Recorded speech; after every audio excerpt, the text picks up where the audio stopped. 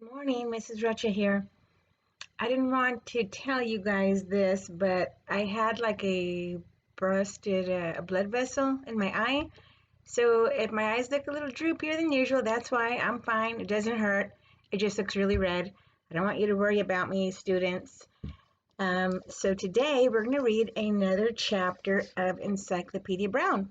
I wasn't sure I was going to read another chapter, and then I found out that Talia in Nevada really likes listening to Encyclopedia Brown. So I wanted to say hi, and Talia, give your mom a big hug for me. Today we're reading The Case of the Red Sweater. Bugs Meany lived for the day when he could get even with Encyclopedia.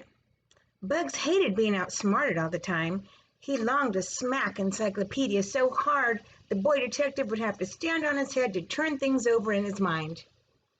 But Bugs never dared throw a punch. Whenever he felt like it, he thought of Sally Kimball. Sally was Encyclopedia's partner and the prettiest girl in the 5th grade. More to the point, she had done what no boy under 12 had believed possible. She had punched out Bugs Meany. Whenever they fought, Bugs ended on the ground mumbling about a low bridge. Because of Sally, Bugs never tried to bully Encyclopedia, but he never stopped planning his day of revenge.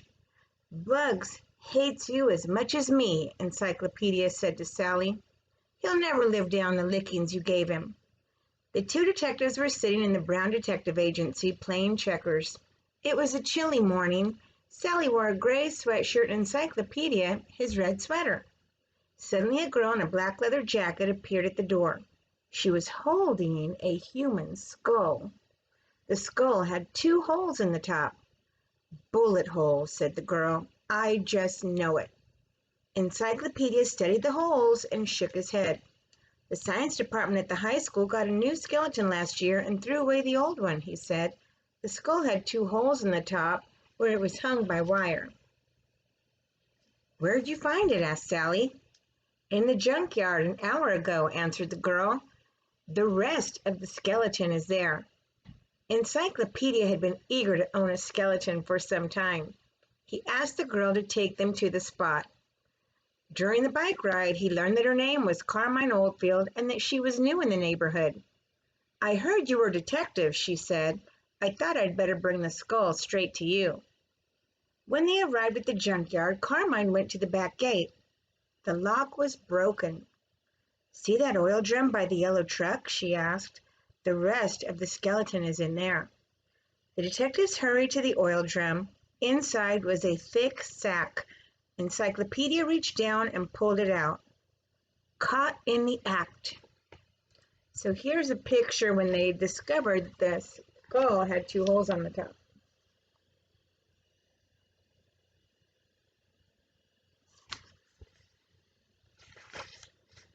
Bugs Meany leaped from behind a pile of wrecked cars.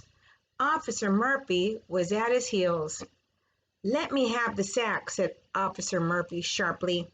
Encyclopedia handed it to the policeman who opened it upon the ground. Instead of bones, the sack held pens, wallets, toy cars, and other small articles. Man, oh man, sang Bugs, I broke Idaville's biggest shoplifting ring. Bugs claims you've been shoplifting at the Fireman Dime for months, explained Officer Murphy. On the way back from town, you hide your loot here. He's been tailing you. When did we shoplift? Demanded Sally. Tell me. Bugs named days. They were the days the detectives had biked into town during the past month. Nice try, Bugs, said Encyclopedia, but we have a witness. Carmine Oldfield. Carmine was nowhere in sight. You put her up to this, Bugs Meany, cried Sally. You're so crooked you have to screw on your socks. Bugs sniffed. Kindly tell them, officer. Officer Murphy spoke to Encyclopedia. Bugs stopped me this morning as I was driving past the junkyard on my rounds. He said he saw a boy in a red sweater. You leaning over the oil drum. Bugs knows I have only one sweater, this red one, said Encyclopedia. This is a trick to get even. Mr. Dillon, who owns the yard, saw a boy leaning into the barrel at about the same time, said Officer Murphy. However, he couldn't make out more than the red sweater because of the distance. The boy was Bugs in a red sweater, pretending to be Encyclopedia, said Sally.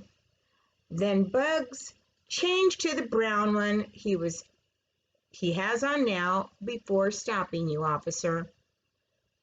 This dame is off the wall, said Bugs. If I changed sweaters, the red one would still be around here.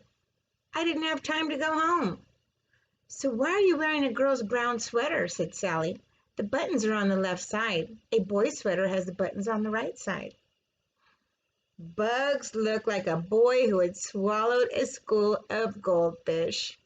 Finally, he stammered, It's my girlfriend's sweater. I borrowed it this morning. What girlfriend? Jeered Sally.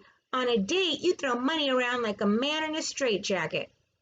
Bugs snarled. Sally snarled back. Officer Murphy had to step between them. Encyclopedia glanced down at his own red sweater. It had stains where he had leaned against the oil drum. The stains on Bugs' sweater were different. Officer Murphy said, Mr. Dillon didn't see a girl. But Bugs says he saw you, Sally. Bugs claims you two spoke about coming back in an hour to change the hiding place, so I agreed to wait with him and watch. Bugs clapped his head. The son of our beloved chief of police is a shoplifter, he cried. Oh, the shame of it. Sally was shaking with anger. Encyclopedia, you can't let Bugs get away with this. Don't worry, said Encyclopedia. He won't. Why not? Do you have any idea? We're going to turn to page 90. Why isn't Bugs going to get away with this? I'm giving you a minute to think. Okay, we're on page 90. Solution to the case of the red sweater. Let me read like this so you don't see my really red eye. Bugs wasn't wearing a girl's sweater, as Sally thought. Encyclopedia realized that Bugs was wearing his sweater inside out. One side was red, the other side was brown. The sweater could be worn either side out. Bugs wore it red side out when he leaned over the oil drum to make Mr. Dillon believe he was Encyclopedia. The oil stains looked different, however, when it was worn with the brown side out, and the buttons were on the left side like a girl's. Bugs' father paid for the things Bugs and his tigers had stolen in order to frame the two detectives. Have you heard of that saying, boys and girls? Cheaters never prosper. Bugs was being a cheater by stealing something and trying to blame innocent Encyclopedia Brown and Sally. That isn't very nice. You need to own up to your own mistakes, right? Well, I hope you enjoyed this read aloud today of Encyclopedia Brown.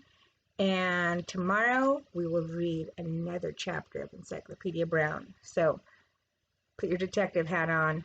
Bring your magnifying glass. Have a good rest of the day, boys and girls. Stay safe. And remember that I care about you. Have a super day. Bye.